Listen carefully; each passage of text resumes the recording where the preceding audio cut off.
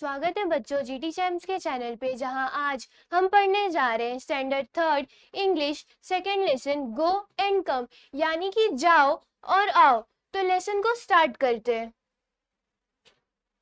Once there was a little boy who lived in a pretty little cottage, यानी कि time था जहाँ पे एक छोटा सा बच्चा रहता था। तो वो बच्चा कहाँ रहता था? तो जो बच्चा था वो एक छोटे से घर में रहता था। कॉटेज यानी कि एक छोटा सा घर। हमें मीनिंग में बोला है कॉटेज का meaning a small simple house. We usually see cottages in a rural area, यानी कि छोटा सा घर। There was a lovely garden around the cottage, यानी कि जो उसका घर था छोटा सा, वहां पे क्या था? एक बहुत ही सुंदर गार्डन था। Different kinds of plant grew in the garden and so there was a lot of work to do there, यानी कि जो वो गार्डन था उसमें बहुत सारे प्रकार के, बहुत सारे टाइप्स के जो प्लांट्स थे वहां पे ग्रो होते थे। और इसके वजह से जो गार्डन था उसको क्या बहुत ही ज्यादा काम की जरूरत पड़ती थी। The plants had to be watered every day, यानी कि जो प्लांट्स वहां पे थे उनको हमेशा पानी देना पड़ता था, क्योंकि अगर हम प्लांट्स को पानी नहीं देंगे तो क्या होगा? वो प्लांट्स मर जाएंगे, यानी कि सूख जाएंगे। They had to be given manure from time to time, यानी कि उन्हें खाद देना पड़ता था। तो खाद देने से होता क्या है? खाद देने से जो प्लांट्स होते हैं वो जल्दी जल्दी बढ़ने लगते हैं, जो उनके फ्लावर्स होते हैं वो हेल्दी होते हैं, और प्लांट्स भी क्या होते हैं? हेल्दी होते हैं। They had to be cut and prune at the right time, यानी कि जो ये प्लांट्स है उन्हें क्या करना पड़ता था? काटना पड़ता था।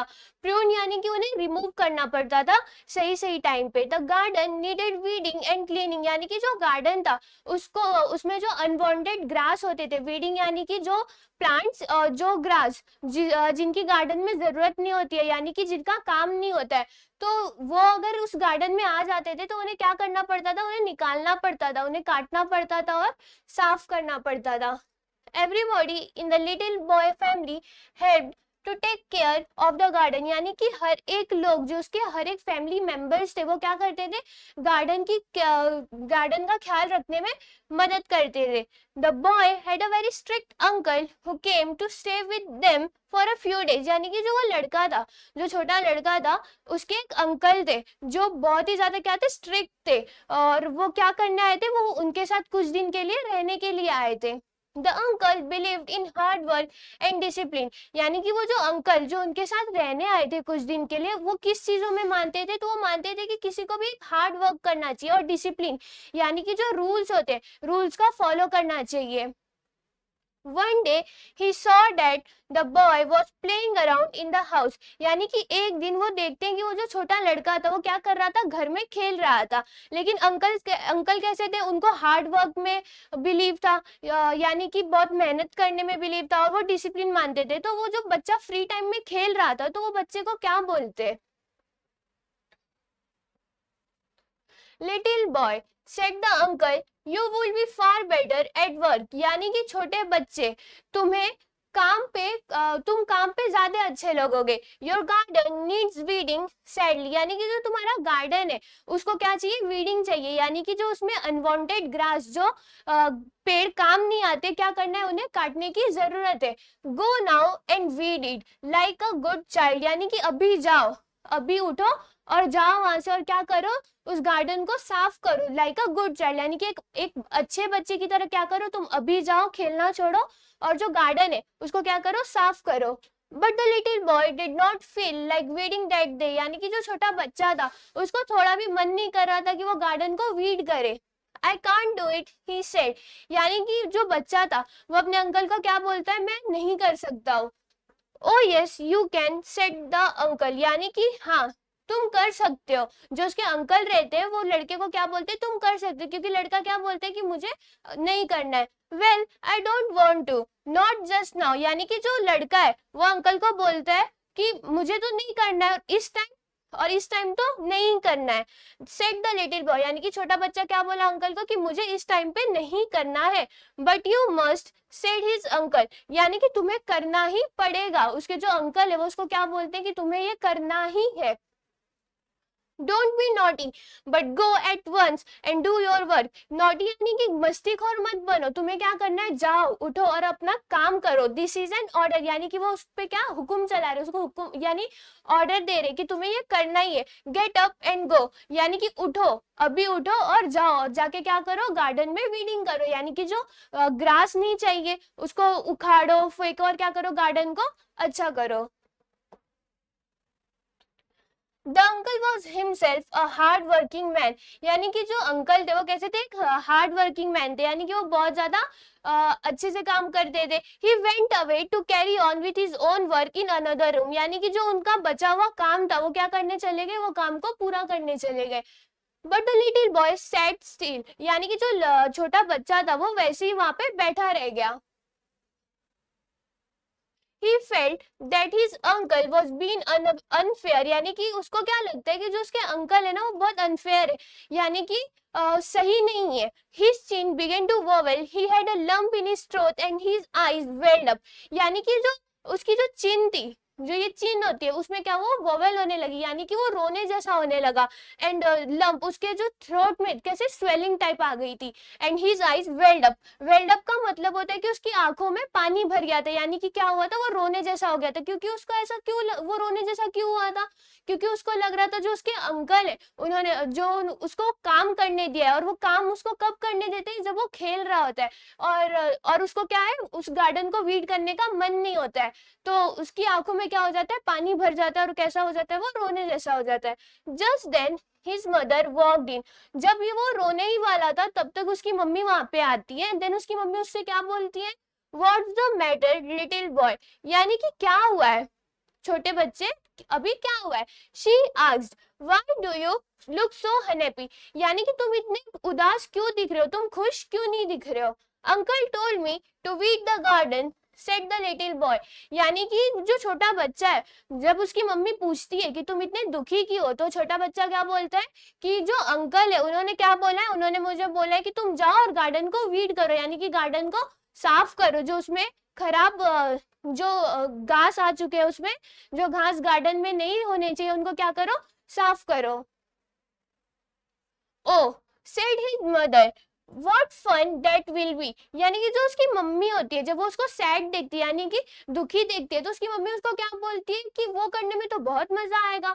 आई love to weed and it is such a fine day, can I come and help you to weed, यानी कि जो उसकी मम्मी होती है वो उसको क्या करती है, सपोर्ट करती है, और सपोर्ट करते हुए वो क्या बोलती है कि ये कितना अच्छा दिन है और मुझे तो वीड करना बहुत ज्यादा पसंद है, यानी कि उनको गार्डन में से जो अनवांटेड ग्रास होते हैं उनको निकालना बहुत ही ज्यादा पसंद है। और वो उससे पूछती है कि क्या मैं तुम्हारी मदद कर सकती हूँ इन घासों को निकालने के लिए, तो उनका बच्चा उनसे क्या बोलता है, why yes said the boy come let's do it now said his mother, यानी कि जो बच्चा रहता है वो अपनी मम्मी को क्या बोलता है कि हाँ चलो कर दे, तो जो उसकी मम्मी रहती है ये सुनने के बाद वो क्या बोलती है कि चलो चलो अभी जल्दी से हम ये क्या करते हैं, काम पूरा करते। The boy got up readily and wait outside with his mother, यानी कि जो बच्चा था वो तुरंत रीडली यानी कि क्या बहुत ही जल्दी इजिली खड़ा हुआ और क्या किया, घर के बाहर गया उसकी मम्मी के साथ। The two of them weeded the garden beautifully and had a very good time together working and chatting and laughing, यानी कि जो दोनों थे उन्होंने क्या किया, उन्होंने साथ में गार्डन को वीड किया और उन्होंने बहुत अच्छे से किया, और जो ये वीडिंग का टाइम था इसमें क्या हुआ, उनका टाइम बहुत अच्छे से निकला एक साथ, और वो क्या कर रहे थे, काम कर रहे थे, एक दूसरे से बात कर रहे थे, हंस रहे थे। तो ऐसे क्या हुआ, जो बच्चा था, हमें क्या इसमें सीखने से मिला कि जो बच्चा था उसको क्या था, पहले उसको काम नहीं करना था, पहले वो रोने जैसा हो गया था, और उसको क्या लगता था कि जो उसके अंकल है, जो अंकल ने उसको काम करने बोला वो बहुत ही ज्यादा अनफेयर है, यानी कि सही नहीं है। जब वो रोने जैसा सैड बैठा हुआ था तब उसकी मम्मी आती है और उसकी मम्मी क्या करती है, उसको सपोर्ट करती है कि चलो हम लोग क्या करते हैं, वीड करते हैं, कितना अच्छा दिन है। और देन क्या होता है, वो लोग अच्छे से बात वीत करके गार्डन को वीड करते हैं, यानी गार्डन को साफ करते हैं, जो अनवांटेड प्लांट्स रहते हैं उनको क्या करते हैं, निकाल देते हैं। देन अब हम क्या करते हैं, हम इस लेसन के एक्सरसाइज पे आते हैं। तो हमें फर्स्ट क्वेश्चन है आंसर द फॉलोइंग क्वेश्चन, यानी कि जो क्वेश्चन दिए गए हमें क्या करना है, उनके आंसर्स लिखने हैं। तो फर्स्ट क्वेश्चन है was it wrong to tell the boy to weed the garden. यानी कि ये गलत था कि उस लड़के को गार्डन को वीड करना बोला जाए। अगर देखो गार्डन में बहुत सारे वीड हो जाएंगे यानी कि अनवांटेड प्लांट हो जाएंगे तो उससे क्या होता है, जो अच्छे प्लांट्स होते हैं उन पे क्या कीड़े लग जाते हैं, और उससे क्या होता है जो प्लांट होते हैं हमारे मरने लग जाते हैं, सूखने लगते हैं, और जो उनके फ्लावर्स होते हैं या लीव्स होते हैं तो जो कीड़े होते हैं ना वो क्या करते हैं उनको खा लेते हैं, तो उससे क्या होता है प्लांट को हार्म होता है। तो बच्चे को गार्डन को वीड करना क्या था, एक सही जवाब था। तो इसका आंसर क्या लिखेंगे, no, it was not wrong to tell the boy to weed the garden. यानी कि गलत नहीं था, उस लड़के को वीड करने के लिए बोलने के लिए गलत नहीं था, क्योंकि गार्डन किसका था, गार्डन तो उस बच्चे का था, तो जिम्मेदारी किसकी हुई, उसी की हुई। Was that boy naughty? यानी कि जो वो लड़का था क्या वो लड़का शरारती था, तो नहीं, वो लड़का शरारती नहीं था। तो इसका आंसर हम क्या लिखेंगे, no, the boy was not naughty, क्योंकि वो थोड़ा सा परेशान तो होता है, वो थोड़ा सा दुखी होता है, वो रोने जैसा होता है, लेकिन जब उसकी मम्मी उसको हेल्प के लिए पूछती है तो वो तुरंत क्या करता है, गार्डन को वीड कर देता है। Did the boy's mother want him to work? यानी कि जो लड़के की मम्मी थी वो काम करना चाहती थी कि वो बच्चा काम करे, तो हाँ उसकी मम्मी चाहती थी कि जो उसका लड़का है, वो छोटा बच्चा है, वो क्या करे, वो काम करे। इसी के लिए उसकी मम्मी क्या बोलती है कि चलो कितना अच्छा दिन है, मुझे तो वीडिंग पसंद है, तो क्या मैं तुम्हारी मदद कर दूं वीडिंग में। तो इसका आंसर हम क्या लिखेंगे, yes, the boy's mother wanted him to work. यानी कि जो लड़के की मम्मी थी वो चाहती थी कि वो बच्चा काम करे, और इसी के लिए वो क्या करती है, बच्चे से पूछती है कि क्या मैं तुम्हारी मदद करूं, क्योंकि मुझे क्या है, वीडिंग बहुत ही ज्यादा पसंद है। Next, find and write the lines that tell us the following. यानी कि हमें एक ऐसी लाइंस ढूंढनी है स्टोरी में जो हमने अभी रीड की थी, जिसका मतलब ये होगा। तो फर्स्ट क्वेश्चन है, how the boy's family took care of the garden. यानी कि जो बच्चे की फैमिली थी वो गार्डन का केयर कैसे करती थी। जैसे हमने स्टोरी के स्टार्टिंग में देखा था, जब हमें बताया जा रहा था कि वो बच्चा एक कॉटेज में रहता है, यानी कि एक छोटे से घर में रहता है, तो वहां पे क्या था, एक गार्डन था। तो गार्डन को किस चीज की जरूरत थी, तो गार्डन को बहुत ही ज्यादा केयर की जरूरत थी, और इसके वजह से जो फैमिली मेंबर्स थे वो क्या करते थे, उसको हमेशा काटते रहते थे, वीडिंग करते थे, देन क्या करते थे, उसको वाटर देते थे, मैन्योर यानी कि खाद देते थे, और खाद देने से क्या होता है, प्लांट्स होते हैं हेल्दी होते हैं। जैसे कि हम अगर हेल्दी खाना खाते हैं तो हम लोग हेल्दी होते हैं, हमें कोई डिसीज नहीं होती है, हमें डॉक्टर के पास नहीं जाना पड़ता है। वैसे ही अगर हम प्लांट्स को मैन्योर देंगे यानी कि खाद देंगे तो उससे क्या होता है, जो प्लांट्स होते हैं वो कैसे हो जाते हैं, हेल्दी हो जाते हैं। तो इसका आंसर हम लिखेंगे, the below lines tell us how the boy's family took care of the garden. यानी कि जो नीचे लाइंस दी गई है इससे पता चलता है कि जो लड़के की फैमिली थी वो गार्डन का ख्याल कैसे रखती थी। The plants had to be watered every day. यानी कि जो प्लांट्स थे उनको हमेशा क्या करना पड़ता था, पानी देना पड़ता था, यानी कि watered every day. Second point है, they had to be given manure from time to time. यानी कि खाद देना पड़ता था, जो लड़के की फैमिली थी उसको गार्डन में क्या देना पड़ता था, खाद देना पड़ता था, ताकि क्या हो, प्लांट्स जो हो वो हेल्दी हो। They had to be cut and prune at the right time. यानी कि जो प्लांट्स है उनको क्या करना पड़ता था, कट करना पड़ता था, प्रून यानी कि रिमूव करना पड़ता था एकदम सही वक्त आने पे। everybody in the little boy's family help to take care of the garden। यानी कि जो हर एक फैमिली मेंबर थे, हर एक उस फैमिली के जो सदस्य थे वो क्या करते थे, उस गार्डन को सही से रखने में मदद करते थे। Next, the little boy was about to cry. यानी कि जो छोटा बच्चा था वो रोने जैसा हो गया था, अबाउट टू क्राई यानी कि वो रोने वाला था। तो इसका आंसर हम क्या लिखेंगे, the below line tell us that the little boy was about to cry. यानी कि ये जो लाइन है इससे हमें क्या पता चलेगा कि जो छोटा बच्चा है वो रोने वाला था। His chin began to wobble.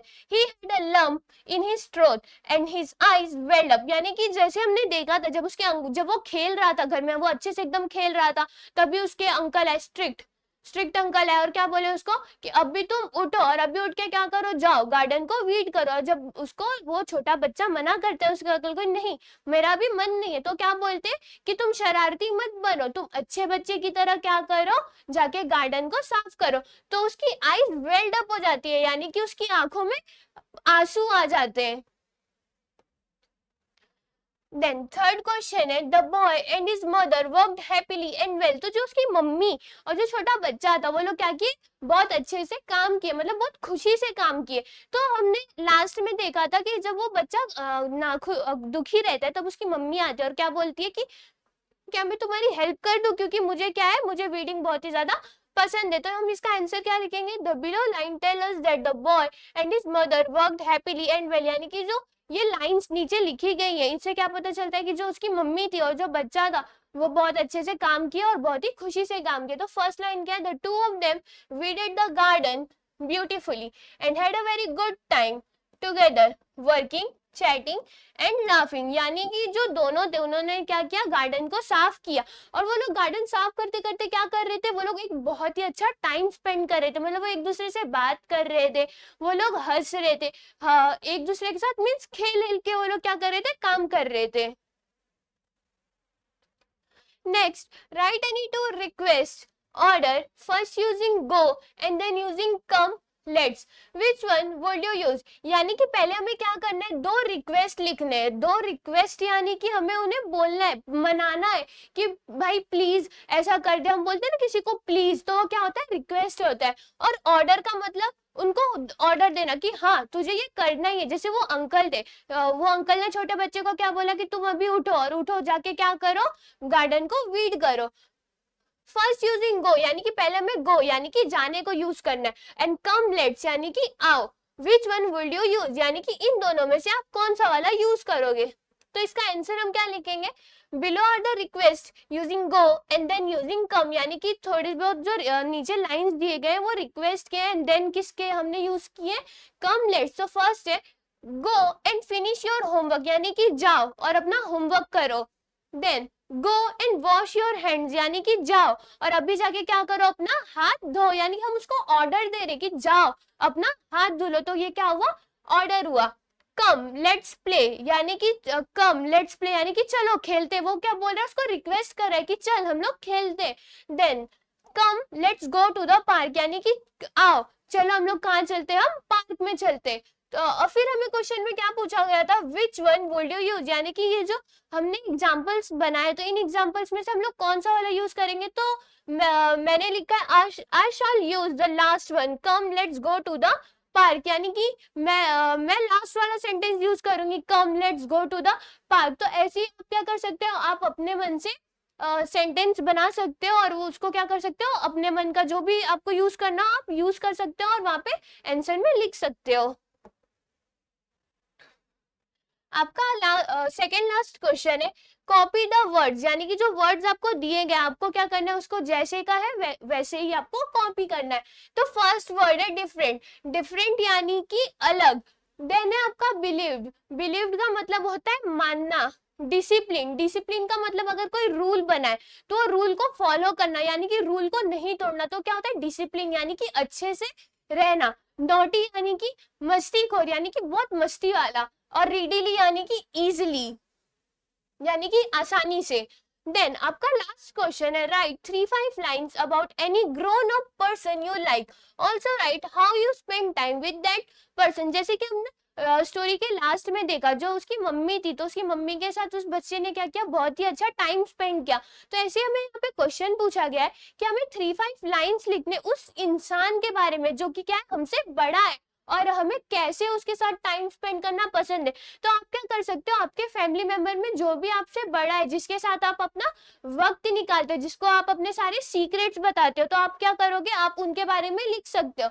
और मैंने यहाँ पे क्या आंसर लिखा है, तो मैंने लिखा है I like my grand mother very much. यानी कि जो मेरी दादी है वो मुझे बहुत पसंद है। She is always smiling and ready to talk and hear to me. यानी कि वो हमेशा हंसती रहती है और वो कैसी रहती है, हमेशा मुझसे बात करने के लिए तैयार रहती है, वो हमेशा मुझसे सुनने के लिए तैयार रहती है। She has so many stories to tell me while sleeping. यानी कि जो दादियां होती हैं उनके पास बहुत सारी स्टोरीज होती है बताने के लिए, तो जब हम सोने जाते हैं तो वो क्या करती है, हमें कहानियां सुनाती है। तो वैसे ही दादी जो है उनके पास बहुत सारी स्टोरीज है, क्या करने के लिए, जब हम सोते तो हमें सुनाने के लिए। She also takes me to the park when my homework is done। यानी कि वो क्या करती है, मुझे पार्क लेके जाती है, लेकिन कब लेके जाती है, जब उसका होमवर्क हो गया रहता है। I like to spend time with my grandmother very much। यानी कि जो मुझे मेरा वक्त है, मुझे मेरा जो टाइम है, मुझे किसके साथ स्पेंड करना पसंद है, तो मुझे ये टाइम सबसे ज्यादा स्पेंड करना मेरी दादी के साथ बहुत ज्यादा पसंद है। तो बच्चों, इसी की तरह हमने इस लेसन को भी फिनिश किया और इसके एक्सरसाइज को भी देखा। होप आपको ये वीडियो समझा होगा। Thank you.